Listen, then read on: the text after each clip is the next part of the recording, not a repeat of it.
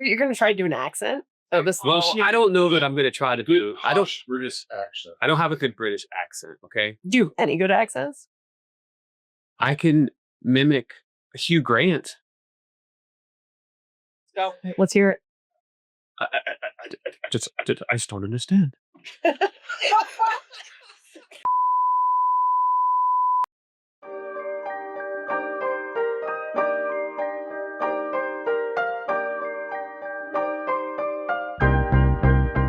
Welcome to Between Sundays. I'm Beth Ortiz. I'm tbeck. And we are excited to be with you again discussing what is discipleship. What is discipleship? What is discipleship? There's so much to talk about. We couldn't even fit it into the last episode. Yeah, I believe actually we said we were going to put it in the first episode and then we didn't. Which doesn't make us liars. I think it just makes us long-winded. Pastoral. Yeah. Oh, wow. I feel like you just threw shade at all clergy. I'm a PK. I'm allowed to do that. I get certain rights, I think. I am an elder. And so there you go. So. Yeah. Okay. Well, as we start, we want to do another top 10 list. Because we like to keep things fun and authentic and genuine. And actually, we just like 10s. And silly. Yeah. We like top 10. It's sure. fun. All right. Doesn't like a top 10. All right. So top 10 celebrities who can play John Wesley. And I really want to know who agrees with which one. Right. And the movie would be called, working title would be A Heart Strangely Warmed. And it's not about a medical emergency, though. It is not about a medical emergency. That would be an awkward medical emergency. Here we go. Number 10, Benedict Cumberbatch, a right British man. He's intense, he's cerebral. He would absolutely crush that Aldersgate monologue. I felt my heart strangely warmed. I can't do a British accent. No, you can't. I want to support you in your self-knowledge. Good. You cannot. Okay. So number 9, Macaulay Culkin. Yes. From Home Alone, right? Yeah, from Home Alone. Right. I mean, I can't see it because all I can see is He was short. He's short. Okay. Well, but all I see is the like child. this, the like. Yeah. It's like, so he just freaks out. And he's like Home Alone at Aldersgate. I mean, I don't know. His home burned down. Okay, let's just be clear. Like, Home Alone is maybe not the United Methodist. Like, when you come in our house, we actually won't throw paint cans at you and things. Hopefully like, I mean, Number 8. We do have a lot of repairs. Fair point. Yes. Number 8, Archie Bunker. Do you know who that is? So I acknowledge, I believe it's a man, Yes. and maybe his full name is Archibald. I don't know. Or It was from yes. Archie Bunker, somehow he argues his way into winning an argument, probably with the Moravians. I don't understand it. Archie, isn't that like a cartoon? That was not Archie Bunker. Just talk to your parents about it. Okay. Talk to my parents? Yeah, they probably watched All in the Family in the 70s. Oh, dude. Okay, I'd watch that. Yeah. Now I know who we're talking. All right. Okay. Well, I'm sold at number 8 now. Okay. But we'll go on to number 7, who is Michael Scott, who I again agree is a From human. The Office. Oh yes, The Office. It's a fictional character, Michael Scott. Wait, this isn't a real person? It doesn't matter. Michael Scott. The game has no rules. So wait, so a character is Doesn't playing matter. a character? Michael Scott. I declare sanctification. You know. I have nothing to add. Okay. Number 6, Jason Alexander. He was in Seinfeld. He was George. So- Kind of neurotic, John Wesley. I just can't see it. Like, You don't see it? I would never go to hear him preach, like, standing on a tree. Well, also, he was probably about the same height, too. So. Well, you're just really stuck on I am. height. All You're right. just throwing a lot of shade here. Yeah, there you go. Number 5. It's just, all right. At what point will I know anybody on this list? Is really the question. Daniel Day-Lewis. Method actor. Method act. Is he a real person? Unlike the other one? Yeah, and He's I a think he's character. also British. Or American. I mean, yeah. I don't know. I have no idea who this person is. How can these be the best people to play him? Wow. This is what the top 10 gods gave us. So The top 10 gods? I don't know. ChatGPT, okay? Yeah. This is an AI-generated list. Right. No, I wrote this list. Okay? You wrote this list? Partially. Number Yeah, 4. I was gonna say, Matt Damon is not Damon. movie. Matt, I know him. Okay, well then you want to do Matt Damon, do it. Number No, 4, I Matt can't. Damon. I don't know what any of those things mean, though. How do you like them Means of Grace? Is that from a movie?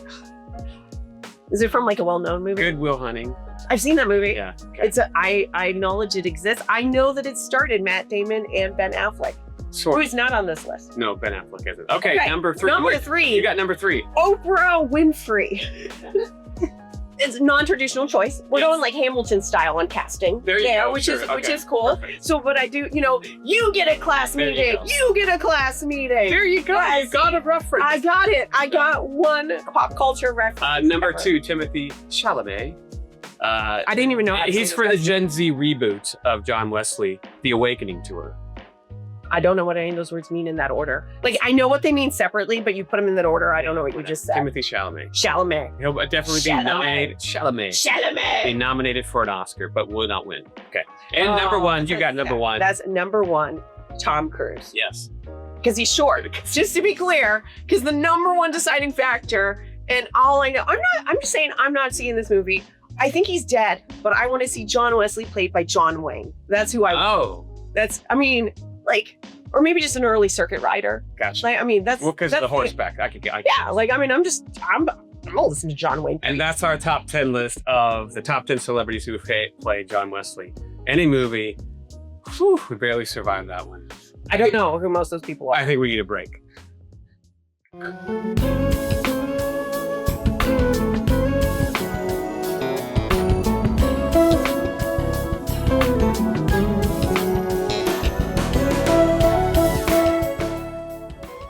So we want to spend some time talking about what is discipleship. Right. Because since we are the office of discipleship, people tend to think we should know what it means a little bit.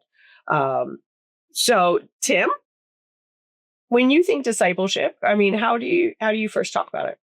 I will admit it can be the kind of word that's hard to define.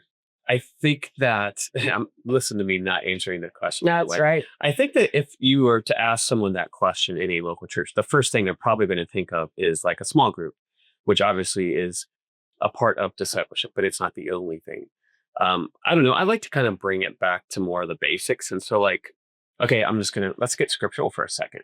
This is a passage of scripture that I reflect upon a lot, and it's Mark chapter 1. So how does one become a disciple? Well, first, that good news is proclaimed. That's what Jesus does when he shows up. And then he invites people to repent and believe. So there's like a moment for people to respond. There's an invitation to respond to as well. But then he literally goes and he calls these fishermen to give them a new purpose, which is fish for people. So the process of becoming a disciple, you have to at one point be exposed to the good news. You have to embrace the moment that God gives you. You have to accept the invitation, and through that you are becoming a disciple. So I don't know. Those are just some steps that I see that play out in Scripture. But granted, yeah, it's kind of hard. So what exactly is a disciple? Well, a disciple in that time would be like an apprentice or someone who is learning to do what the rabbi does. So in that context of Jesus, it's someone who's learning to be like Jesus. How about that for a short answer? Now it's your turn. Well, I actually have to say, I would probably describe it pretty similarly. Yeah. Really, I think about it as discipleship is everyday living Right. in a way that is responding to the love and grace of Jesus. Yeah, And that's good. and so it's in this response. So it does go to kind of what you said. Like first, you in some way encounter Jesus. Right. Now, of course, we have the different graces. So sometimes we preveniently meet Jesus before we know. We acknowledge God is already working in our lives. And so sometimes, there can actually be steps as we look back later where we were connecting with God before we even knew, or certainly there is times where God is caring for us and we're not aware of it. But this response of it. I think for me, then that is expressed though in multiple ways. So in the ways that we continue to grow in our following of Jesus, that just one encounter isn't enough. And we do have to be diligent in that. And also in the ways that we faithfully build relationships with God, but also with other people. Well, right. Let me piggyback because our show is called Between Sundays. And so what you're saying is to be a disciple, it's not just like a once a week type activity that you participate in for an hour. I'm quite sure it's not. Actually, I would say there's a lot of play in how we understand discipleship, you and I. And that's on purpose. We're not trying to lock down one definition and say everybody has to understand what it is. Right. But I do think there are some things that we can say it's not. Okay. And I think it's not something you can, it's not a 1 hour thing. It is really a lifetime commitment. And And I think that is also something sometimes as we've been disciples a while, and I've been a follower of Jesus for a while, we can become a little rusty in it as well. So like even us longtime people, like you've got to stay attuned to doing it. Right. And I think the last part of it too is we join in God's work in our communities. Okay. So this is about going to worship. It is about connecting with other believers and through study, through discipleship, small groups, through these things. But then it is also about God's work in our community. The one thing I do love is then as we have our individual discipleship, but we do have collective discipleship as well, which is critical. And as the church, I just love this, that we are the one organization that exists for people who aren't yet members. And so as we go back out in our communities, in your first description, you said first we encounter God. Right. Well, as we go back out, we are also sometimes the first encounter people might have, or, some people have negative encounters with folks who are called disciples. And true. So, definitely. Yeah. But ideally, if our faithfulness to Jesus is being lived out in day-to-day life, and as other people become more aware of Jesus at work in our life, that becomes an entry point then for people. So God works through us to share the good news, whether it be through word or action. Yeah. And that could be an entry point then for some of this. Yeah, absolutely. Well, and I mean, I think too, so in a future episode, we're going to talk about seed, which is one way that we talk about discipleship individually and collectively in the local church. But for us to work with people, we don't have to have like a really singular definition of discipleship. I would actually say we celebrate the diversity of understanding, because discipleship differs in context, how it might be lived out, how it is expressed. Sure. And it also is different based on our gifts and graces. Right. We are all called, I think, to respond in real and meaningful ways to discipleship. But how that looks for me is going to look really different for you and for each of us. Right. And so, I mean, I think in discipleship ministries, I think we're really purposeful in holding a pretty loose, wide definition of this. I like that you use the word respond, because there are times, obviously, when we don't respond to the nudging of the Spirit, even as we mature in our discipleship and in our following and our obedience to God. There are certainly times where we aren't paying attention, and therefore we do not respond in the way that God had hoped for us. But then we have these other moments, these second chances that gives us another option, hopefully we learn and grow from, where we can then respond appropriately. But there's a lot of adapting. There's a lot of sort of figuring it out as we go. But that's where the faithfulness comes into play. That's where that obedience keeps us hopefully on the right path. I heard a quote from, I think, Eugene Peterson that says it's like a long walk in the same direction, or a long obedience in the same direction. So, we're trying to keep that moving forward. And I think movement is a key part of being a discipleship. Think about it. We're always moving in and out of relationships, sometimes because of proximity, sometimes just because of life circumstances. We obviously have times every day to move in and out of relationship with God, but it's up to us to hopefully collectively work together. So if one of our fellow disciples is struggling, then we come alongside them and we walk alongside them and help them reconnect in ways that God might have. I think that's a really good point, Tim. And I think too, as we get back into the office of discipleship ministry and how we hope to connect with people, right? This one thing we want to say is you don't have to understand discipleship just like we do for us to work together. You don't have to have it all figured out before you can follow. Yeah, absolutely not. And we're just really about helping cultivate the environments for that to happen, and to help people to understand collectively and individually what does that look like for them. And I think that is the blessing of our work. Makes it hard to describe. It does. It does. But I think that's the joy of it is just getting to be able to walk alongside people. And again, I just keep saying collectively and individually as we figure out where is God calling us. Because God has a call for everybody. And it's pretty fabulous to get to see it for a little bit. You mentioned earlier, like what it's not. So here's a little, this is a true story, by the way. There's a small group that had been meeting in a church for a number of years, very faithful. Like, one of those small groups that has been well established. I mean, meeting for 10, 20, 30 years even. So they were an older generation group. Every Wednesday night they met for Bible study or a book study of some sort. There was a time when a member of their group went into the hospital, and it was right before Christmas, and he was in the hospital for a long time. for an illness. And at one point in time, this gentleman, we'll just call him Reuben. He's in there for a long time. And someone in the small group says, you know what? It's like February at this point. And someone says, why don't we go to Reuben's house and take down his Christmas decorations that are still up? And get his house tidied up before Reuben comes home from the hospital. That way it'll be one less thing that he has to deal with when he comes home. And the small group leader had been leading this group for years. And she said, well, when would we do that? And someone suggested, well, why don't we do it next Wednesday night in lieu of our small group? And this leader of this group said, absolutely not. We cannot sacrifice our time of learning to go help our friend, our fellow disciple, Reuben, in his time of need. And I think that's what discipleship is not.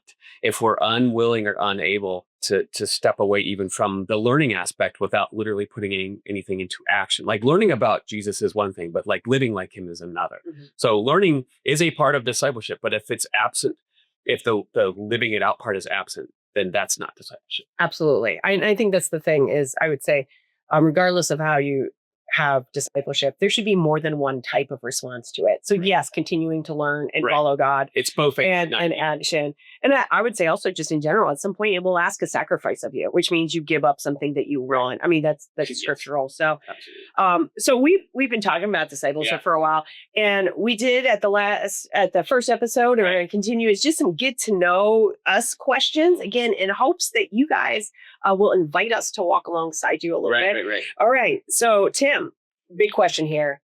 Do you believe in love at first sight? that sounds like a rom-com. If John Wesley were in a rom-com movie. John Wesley does. He fell in love, didn't he? That's dicey. You're not getting all right, anyway, you know what? I'm going to say kinda. Wow. Because are you running for like a political office? Well, no, because here's why. Because like technically the first time I met my wife, I wasn't in love with her. But there was a definite moment when I saw her that I was like, I'm like, love it. Oh, so it wasn't necessarily love at first sight, but it was love in an instant. Like when there was a time when I went to visit her at Thanksgiving and she opened the door or answered the door and I was like, okay, I'm in love. Were you just really hungry? I could have been. Is that what it was? Possibly. This is dangerous. So don't fall in love just because you're hungry, you guys. That's true. So about you? I have to admit, I don't really believe in love at first sight other than with dogs and babies. Oh, but the last episode you said that babies were like, that's weird. Exactly. And yet you put them in your arm and you think like, I would do anything for you. Okay. It's magic. Like, I mean, that's at least what I felt with my nephew. And dogs. Kids. I like cooked them. Like you've loved them from before you see them. Oh, God. Like I loved that creature before I ever laid eyes on it. And the ultrasound did not help. That did not make me feel right. And also your nephew. Yeah. No, he was, I mean, he was a weird looking baby. And what your dog's name was? Carl? What's your dog's name? Carl? No, my dog, my soulmate, her name is Izzy. No. Izzy was a pit lab mix, was love at first sight. Yep. Okay. She's it. She's my ride or die. Right. Okay, one more question for us. Actually, so this fits with discipleship. Like, who would you say is somebody who was a faith mentor to you, or somebody who showed you what discipleship is? Oh man, definitely. I had two different youth leaders in my time of growing up. The associate pastors of our church, and one moved when I was a sophomore, and then one came. And so those two guys, definitely. One was named Bubba. Shout out to Ron Heasley, Bubba. And Floyd Costello was my other definitely a spiritual mentor in that early stages of my faith development when I was a high school student, which is a pretty important time for faith development. But as I got older, I actually resisted the call into ministry multiple times. I was offered a couple of positions in youth ministry, and I was like, no way, I'm not doing that. And there was another gentleman named Mike Husted, who was a youth leader and then became a pastor, who definitely walked alongside me and kind of showed me the way. For sure. Yeah. Much respect to those guys. What about you? I have to admit, like I came up with this question, but it's hard to really narrow it down to one. But I would have to say, actually, my uncle Ken, who was basically, I'd say lifelong Sunday school teacher. I think he started at like 16 teaching adult Sunday school. But he was just a dedicated church member and led some of the hardest Sunday school conversations I've ever been part of. He would really challenge the group I mean, I remember a conversation around racism where he lovingly used we language and said, you know, we have to acknowledge that in this, we've all just been a little racist, and like and included himself in that challenge. How old were you at that stage? I was 18 and in my first adult Sunday school class. Like, that's the first time I went. Invited in. All with people who were like my parents' age, sitting there terrified of this conversation, but also completely in awe. But I'll say more than that. He passed of cancer about 10 years ago now. But at his calling hours, we had people, he'd been a teacher for 43 years, and he had people come out from the year he student taught, and who just talked about what a good man he was and how he listened and how he cared. And to me, like, yes, he was really awesome at church and in discipleship, and as my uncle, like, he was pretty cool. Sure. But just all the way back to student teaching, like I just can't even imagine that impact. But he just lived the through line throughout, whether it was teaching, he was a girls basketball coach in Sunday school. And so that kind of like all encompassing thing. Right. Yeah. All right. Maybe that's the way we could wrap up our show for Between Sundays episode 2. You know, if there's someone who was a spiritual mentor to you, maybe give them a shout out, maybe reach out if they're still around and just thank them. I'm sure they would appreciate hearing that, or just thank God for those that have walked before us and have kind of set the table for us, that we might embrace these moments that God gives us every day. Yeah. Everyday discipleship, right? Yeah. That's the thing. Every day. Between Sundays. Thanks for watching. I didn't say peace out. Yeah, but you did still do the finger episode 2. You're just, what are you going to do next time? How many meetings are this? Bunny ears? Are we doing bunny ears in the next one? Okay.